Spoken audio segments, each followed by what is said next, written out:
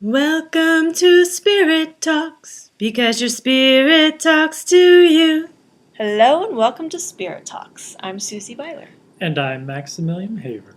In this episode, we are talking about trust. Thanks for joining us and enjoy. Well, this is a pretty big topic, kind of fundamental to our existence. Where would you like to start?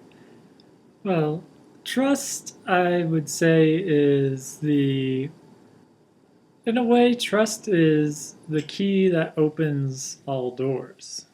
It's a bridge upon which love travels, and love, being light, is the fundamental nature that we are. And so trust is a very important key to remember.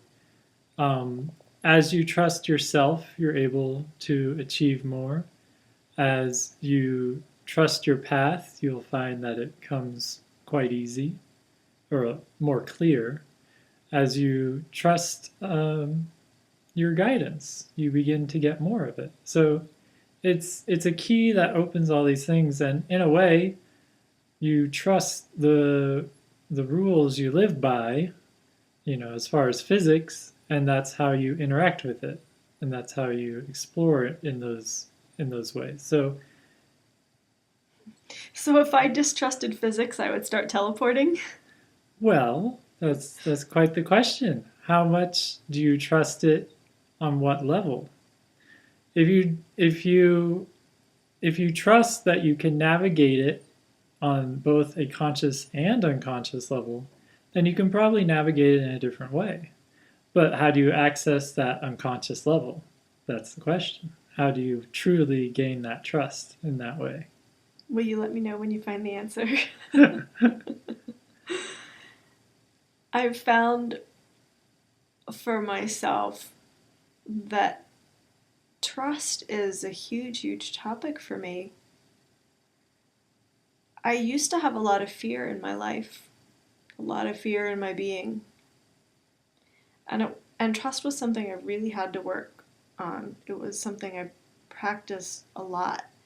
And it was this funny thing because I knew, like in my knowing, I knew that I could trust. That I was taken care of, that I was provided for, that everything was okay, whatever the case may be.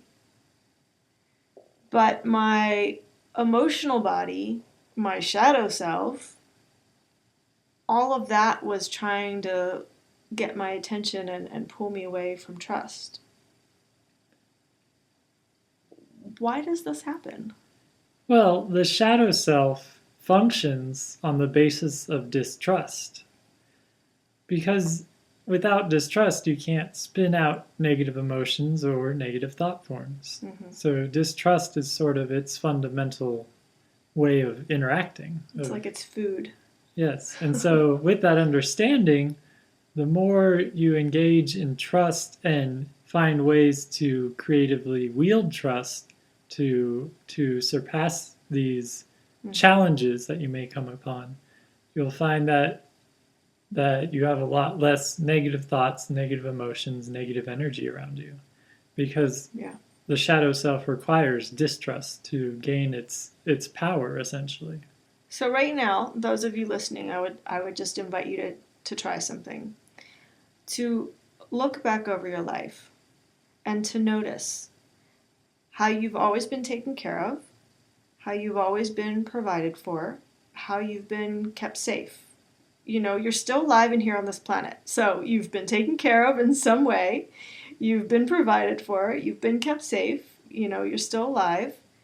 Even, if you have some kind of injury or you have some kind of, what you would call a disability or something like that, you're still here. You're still safe. You're still provided for. And when I started doing that for myself, I would make myself do that. I'd be like, Susie, look at how you've been provided for. And I would put myself way out there and take these risks in my life, almost so that I could prove to myself that I could trust myself, that I could trust life, that I could trust God, whatever the case was. And the more I did that, it was like the further out I put myself, the more I cultivated trust. And so now, for the most part, it comes easier. It's still a practice. Mm-hmm. And trust is also that key to taking that leap of faith, to exploring new ideas, to being outside your comfort zone, and trust is also what allows you to move forward without hesitation. Mm-hmm. And whenever you hesitate, there tends to be disruption or accidents or those sorts of things. So, and trust is what allows you to take opportunity in a timely manner. So, interesting point. Yeah, because if we distrust, sometimes we hesitate, and then that hesitation opens the door for that convolution to come in. mm-hmm. Whereas if we move with trust, it's much more of a flow. I like that. Yeah. Could you give us an example of a time in your life where you exercised trust and what the result was? So I had an interesting experience with trust, and that was whenever I started doing meditation, Mm-hmm. and I had a back injury that I had at the time, and I'd been doing a muscle relaxation meditation, and I got to a place of where I felt like a liquid sort of, Mm-hmm. and in that space, I became like, I felt this calmness, this peace, and it was really nice. And so whenever I left, I had forgotten my back brace, and whenever I said it, I didn't mean to say it, but I said it again, and I was like, huh. And then from then on, I just knew that I didn't need it anymore. So it was trusting that I was healed from that state of being that I had reached. And so that allowed me to let go of a lot of the energy and tension in my body, and my body was able to heal. And so that was a really beautiful way of exercising trust with healing. That's amazing. Yeah. I love it. And that's also that can also be related to the common idea of the placebo effect, where if someone is taking a sugar pill, but they trust that it's working, they'll be healed. Yeah. And so trust is a very powerful key in a lot of ways. So trust is our healer.